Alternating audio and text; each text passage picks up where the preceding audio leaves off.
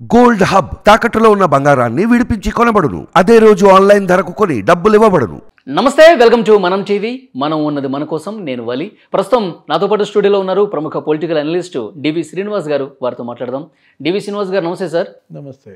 డివి శ్రీనివాస్ గారు, RRR రఘురామకృష్ణరాజు గారికి ticket ఇవ్వకుండా గేమ్ ఆడారు, జగన్మోహన్ రెడ్డి చేసిన కుట్ర వల్లే ఆయనకి టికెట్ రాలేదని ఒక పక్క చర్చ జరుగుతుంది.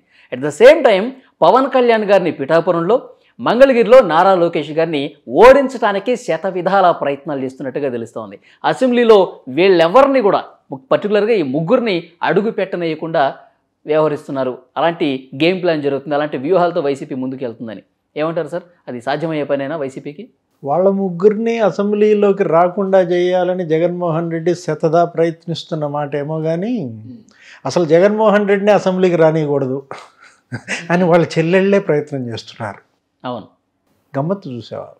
ఏంటి, సొంత చెల్లెళ్ళే అన్న అసెంబ్లీకి వెళ్ళడానికి వీల్లేదు అని కాళ్ళకొకళ్ళు చేతులకొకళ్ళు అడ్డం పడుతున్నారు. ఇప్పుడు ఇద్దరు అదే మాట అన్నారు కదా. ఎవరు? అవినాష్ రెడ్డిని చిత్తుగా ఓడించమని పిలిపించారు. హంతకులు వర్సెస్ బాధితులు అన్నారు. అది కడప లోక్సభ. వీలైతే పులివెందుల అసెంబ్లీకి జగనన్నను కూడా ఓడించండి అన్నారు. ఎవరు? సునీత. అవును. అండర్లైన్ చేసుకోవాల్సిన పదం ఏంటి? వీలైతే.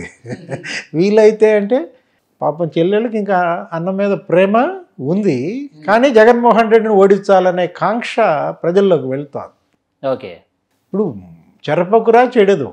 ఎందుకని? వాళ్ళ ముగ్గురిని నువ్వు అసెంబ్లీలో చూడటమేమో కానీ నీ సంగతి నువ్వు చూసుకోవాలి కదా. ముందు నువ్వు అసెంబ్లీలోకి రావాలా, నీ తమ్ముడు లోక్సభకి వెళ్ళాలా. ఈ రెండే ఇవాళ గడ్డు పరిస్థితిని ఎదుర్కొంటుంటే నువ్వు ఎవరో పొయ్యిలో కట్టెలు ఎగదోయటం కాదు, నీ పొయ్యి సంగతి నువ్వు చూసుకోమని. ఓకే. రఘురామకృష్ణరాజు ఇప్పుడు అక్కడ ఉండి అసెంబ్లీకి పోటీ చేస్తారని రామరాజు అక్కడ సాక్రిఫైస్ చేస్తే గనక, అవును, ఆయన ఉండి నుంచి అసెంబ్లీకి గెలిచి రేపొద్దున స్పీకర్ అయితే ప్రతిపక్ష నాయకుడిగా పులివెందుల నుంచి గెలిచి వచ్చిన జగన్మోహన్ రెడ్డి రఘురామకృష్ణరాజు గారిని అధ్యక్ష అంటాడా, లేదు అసలు అసెంబ్లీకి వెళ్ళకుండా ఎగ్గొడతాడా? గతంలో మనం చూసాం. గత అసెంబ్లీలో కోడెల శివప్రసాద్ వర్సెస్ జగన్మోహన్ రెడ్డి. ఎన్నేళ్ళు వెళ్ళాడు అసెంబ్లీకి? అతి కష్టం మీద 2 ఏళ్ళు వెళ్ళాడు. చివరి 3 ఏళ్ళు ఎగ్గొట్టేసి జనంలోకి వెళ్తున్నాయని చెప్పిక అసెంబ్లీ ముఖం కూడా చూడలేదు. ఇప్పుడు రఘురామకృష్ణరాజు స్పీకర్ అయితే ఏంటి సార్, అసలు అసెంబ్లీకి రాడా? 5 ఏళ్ళు అసెంబ్లీ ఎగ్గొడతాడంటావా? ఆయన వెళ్ళకుండా మరి ఇంకా వైఎస్ఆర్ కాంగ్రెస్ పార్టీకి అసెంబ్లీలో నాయకత్వం ఎవరికి అప్పచెప్తాడు? శ్రీకాంత్ రెడ్డికి అప్పచెప్తాడా, లేకపోతే బొత్స సత్యనారాయణ గారికి అప్పచెప్తారా? ఇప్పుడు ఏంటంటే మంగళగిరిలో లోకేష్ బాబు గెలవడానికి వీల్లేదు, దానికోసం ఒక 500 కోట్ల బడ్జెట్. హిందూపూర్లో బాలకృష్ణ గెలవడానికి వీల్లేదు, అక్కడ ఒక 250 కోట్లు. కుప్పంలో నిన్నటిదాకా చూసాం చంద్రబాబు గెలవడానికి వీల్లేదు అని చెప్పి పెద్దిరెడ్డి అక్కడే మకాం వేసి నీకు ఏ విధంగా కుప్పాన్ని డిస్టర్బ్ చేశారో మనం చూసాం. ఎన్ని 100 కోట్లైనా ఇతను గుప్పించటానికి జగన్మోహన్ రెడ్డి దగ్గర అవినీతి సంపద పుష్కలంగా ఉంది, ప్రజల్లోకి వెళ్తోంది. అదే కదా పిఠాపురం. ఇప్పుడు పవన్ కళ్యాణ్ అంటే ఏంటి, జగన్మోహన్ రెడ్డికి పవన్ ఫీవర్ ఏమన్నా పట్టిందా? పవన్ కళ్యాణ్కి ఫీవర్ వచ్చింది. ఆయన ఏంటి మామూలుగా ఎండల్లో తిరిగినట్టున్నాడు, పాపం జ్వరం వచ్చి హైదరాబాద్ వచ్చారు, మళ్ళా వెళ్తున్నట్టున్నాడు. అదేమో కానీ ఒక 6 నెలలుగా జగన్మోహన్ రెడ్డికి పవన్ ఫీవర్తో విలవెల్లాడుతున్నాడు అన్నమాట. టెంపరేచర్ తగ్గట్లా థర్మామీటర్లే పగిలిపోతున్నాయి. లేకపోతే పిఠాపురంలో పవన్ కళ్యాణ్ ఓడించడం ఏంటి, అది సాధ్యమేనా? ఏ విధంగా ఓడించగలడు? ఎంత మొత్తం డంప్ చేసి కానీ. ఇప్పుడు ముద్రగడ పద్మనాభం గారు ఇవాళ కూడా మాట్లాడుతున్నాడు, ఎమ్మెల్యేగా పవన్ కళ్యాణ్ గెలిపించి ఏం చేస్తాడు, సినిమాలు చేసుకుంటాడని ఏదో అంటున్నాడు. ఈయన ఎందుకని కంటెస్ట్ చేయటంలో పిఠాపురంలో ఉత్తరం రాశాడుగా సంవత్సరం క్రితం. ముద్రగడ పద్మనాభం గారు ఎవరికి ఉత్తరం రాశాడు? పవన్ కళ్యాణ్కి రాసి అసలు ఆయనకు అందిందో లేదో కానీ జనానికి వదిలాడు. ఏమని? నేనే పోటీ చేస్తా పిఠాపురంలో రా, ఇద్దరం తేల్చుకుందామన్న పెద్ద మనిషి మరి పిఠాపురంలో ఆయన దిగినప్పుడు వెళ్ళి కండవా కప్పుకున్నప్పుడు టికెట్ అడగాలి కదా. అవును, నేను నా కొడుకు పోటీ చేస్తాం, వంగా గీతం తప్పించండి అని అడగాలి కదా. పాపం వంగా గీతాన్ని బలి చేస్తున్నారు. అంటే సీన్ మొత్తం అర్థమైపోయింది అంటారు వాళ్ళకి. అంతే కదా. నీకు ఎప్పుడైతే వర్మ, పిఠాపురం మాజీ ఎమ్మెల్యే ఎస్వి అన్న ఏదో వర్మ, అవును, ఎప్పుడైతే పవన్ కళ్యాణ్కి బేషరతు మద్దతు ప్రకటించాడో అతను వెంట కుడి భుజంలాగా ఉండి ప్రచారం చేస్తున్నాడు. 1,00,000 ఓట్ల మెజార్టీతో పవన్ కళ్యాణ్ గారిని గెలిపించబోతున్నాం అని చెప్పి ప్రకటన కూడా చేశాడు. ఈ పిఠాపురం నియోజకవర్గంలో వెహికల్స్ వస్తున్నాయి సార్. మొన్న కూడా మనం మాట్లాడుకున్నాం, డమ్మీ ఈవీఎంలు సంచుల్లో మూటల కొద్దీ నియోజకవర్గానికి వస్తున్నాయంట. వర్మనే గెలుచుకున్నాడంటే పవన్ కళ్యాణ్ ప్రజలను గెలుచుకోలేడా? వర్మ మింగుడు పడని వ్యక్తి. ఏది తెలుగుదేశాన్నే సవాల్ చేసి ఇండిపెండెంట్గా గెలిచాడు. గతంలో నీకు తెలుసు కదా, చంద్రబాబు టికెట్ ఇవ్వలేదని చెప్పి అతను ఇండిపెండెంట్గా వేసి బంపర్ మెజార్టీతో గెలిచినటువంటి వర్మ, మరి ఇవాళ వర్మ పవన్ కళ్యాణ్ సైన్యానికి తనే సైన్యాధిపతిగా ముందుకెళ్తున్నప్పుడు నీకేమవుతుంది? That is the beauty of alliance. ఏది ఇండిపెండెంట్గా గెలిచినటువంటి ఒక క్యాండిడేట్ తను సాక్రిఫైస్ చేసి పవన్ కళ్యాణ్కి బలంగా మారాడంటే, పవన్ కళ్యాణ్ తన పార్టీని సాక్రిఫైస్ చేసి తెలుగుదేశం పార్టీకి బలంగా మారాడంటే ఆ పొత్తు అది ఎంత బలంగా ఉంది, ఎంత కాంక్రీట్ అయిందనేది అర్థమవుతుంది. దాంతోనే కదా జగన్మోహన్ రెడ్డికి ఫీవరు ఏది పిలవల్లాడిపోతుంది. అది భారీ డంపులు దొరుకుతున్నాయి అన్నారు. ఏంటి ఇందాక వెహికల్స్ టిప్పర్లు దించుతున్నాడంట. అంటే మేము చూస్తే గానీ ఇప్పుడు ఒక వెహికల్ మాకు కనిపించింది. మా కంట పడకుండా ఎన్ని వెహికల్స్ పిఠాపురం నియోజకవర్గంలోకి వచ్చాయి, ఎన్ని కోట్ల రూపాయలు పంచడానికి అధికార పార్టీ సిద్ధమైపోయింది. నిండా ఏదో భారీ మూటలు ఉన్నాయంట. వర్మకు దొరికిన వెహికల్లో ఏదో మూటలు ఎప్పదీసినట్టున్నారు. వాటిల్లో ఏదో డమ్మీ ఈవీఎంలు ఏవో బయటపడ్డాయి.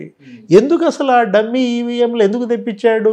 ఒక పిఠాపురంకే తెప్పించాడా, మొత్తం 175కి తెప్పించాడా? అసలు ఎంత ఖర్చు పెడుతున్నాడు జగన్మోహన్ రెడ్డి ఎలక్షన్లో? ఓటమి కళ్ళ ముందు కనిపిస్తుందని ఒక భయం కనిపిస్తుంది అంటారా? అంటే డబ్బుతో నువ్వు ఓటమి నుంచి అధిగమించగలవా? నీ వైఫల్యాలు నిన్ను వెంటబడి తరుముతున్నాయి. ఒకటి కాదు, 100 వైఫల్యాలు ఇతని ముందు ఉన్నాయి. 130 బటన్లు నొక్కానంటున్నాడు కానీ 130 వైఫల్యాలు కనపడుతున్న పరిస్థితుల్లో వాటిని కప్పిపెట్టడం కోసం 1000 కోట్లు నువ్వు గనక పంపిస్తే ఏముంది? జనం డబ్బు తీసుకుంటారు, వేయాల్సిన వాళ్ళకి ఓటేస్తారు. డిసైడెడ్. ఆంధ్రప్రదేశ్ పీపుల్ వాళ్ళు ఏంటంటే ఇప్పటికే ఒక నిశ్చితాభిప్రాయానికి వచ్చేసారు. ఎవరిని గెలిపించాలి, ఎవరిని ఓడించాలి అనేది. సరే, ఇటు మంగళగిరి నియోజకవర్గంలో కూడా సార్ ఆళ్ల రామకృష్ణారెడ్డి పార్టీని వదిలి వెళ్ళిపోయిన తర్వాత గంజి చిరంజీవిని అక్కడ పెట్టారు. ఫస్ట్ ఆయన అభ్యర్థిత్వం ఖరారు చేసినట్టుగా వార్తలు వచ్చినాయి. తర్వాత ఆయన కూడా తప్పించారు. ఇప్పుడు మురుగుడు లావణ్యను పెట్టారు. మళ్ళీ ఆళ్ల రామకృష్ణను బుజ్జగించి మళ్ళీ పార్టీలోకి తీసుకొచ్చారు. సో లోకేష్ కేంద్రంగా అక్కడ ఆయన ఓడించడానికి ఏ విధంగా ప్రయత్నాలు జరిగాయి మన కళ్ళ ముందు కనిపించింది. అక్కడేంటి సార్ పరిస్థితి? ఇప్పుడు ఆళ్ల రామకృష్ణారెడ్డి, లావణ్య ఈ బ్యాచ్ అంతా మొత్తం కమ్యూనిటీస్లో తిరుగుతూ అపార్ట్మెంట్కి వెళ్ళారు. మీటింగ్ పెట్టారు.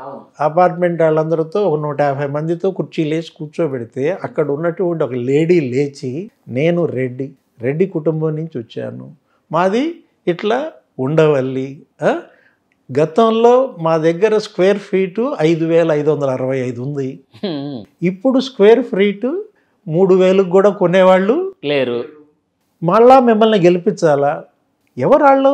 నిలదీసింది ఎవరు? ఆళ్ల రామకృష్ణారెడ్డి మాట పడిపోయింది. అవును. ఇప్పుడు అమరావతిలో ఐటీ అభివృద్ధి ఏది అని అడిగారు. దానికి ఆళ్ల రామకృష్ణారెడ్డి ఏమో సమాధానం చెబుతాడు, ఇక్కడ ఐటీ కంపెనీలు రావని చెప్తాడు. రావంటే మళ్ళీ అమ్మాయి అడిగింది, ఇంకొక అమ్మాయి లేచి 69 కంపెనీలు తెలుగుదేశం తెచ్చింది, పైకేర్ కంపెనీ వచ్చింది, అక్కడ అనేక కంపెనీలు మనం ఆ మేధా టవర్స్లో వచ్చాయి, వచ్చినాయన్నీ మీరు పోగొట్టారు, మంగళగిరికి, అమరావతికి, ఉండవల్లికి ఐటీ కంపెనీలు రావు అని మీరు ఎట్లా అంటారు అని వాళ్ళు నిలదీస్తుంటే, అవును, నోట మాట లేదుగా. ఇదంతా ఏంటి? నీకు సిమ్టమ్స్. జబ్బుకు ముందే రోగ లక్షణాలు కొన్ని నీకు కనపడతాయి. దగ్గు వచ్చుద్ది, జలుబు చేస్తుంది, ఒళ్ళు నొప్పులు వస్తాయి. ఇప్పుడు ఓటమికి ముందు ఇవన్నీ సంకేతాలుగా మనం చూడాలి. ఇప్పుడు అంతే కదా. ఇప్పుడు ఈ నిలదీతలన్నీ అంతే. నిన్న జగన్మోహన్ రెడ్డి బస్సు యాత్రలో అడుగడుగున నిలదీతలు. 5 రోజులు యాత్ర జరిగితే 3 రోజులు నిలదీతలే జరిగినాయి అంట. అసలు అనంతపురంలో 2 రోజులు ఆయన బస్సు యాత్ర చేస్తే మూగనోము అభివాదాలు చేసుకుంటూ వెళ్ళాడంట. ఎందుకు అంతకాడికి నువ్వు బస్సు యాత్ర? ఓకే, మొన్నటిదాకా మనకి సామాజిక బస్సు యాత్ర ఏదో చూసాం, అది తుస్సు యాత్ర అన్నారు.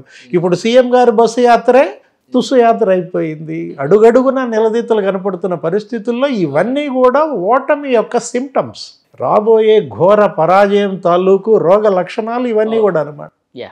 జగన్మోహన్ రెడ్డి తన సంగతి తను చూసుకుని ముందు పులివెందుల అసెంబ్లీ గట్టెక్కితే చాలు. ఓకే, చూద్దాం సార్ ఎట్లా ఉంటుంది నెక్స్ట్ భవిష్యత్తు. Thank you very much. నమస్తే.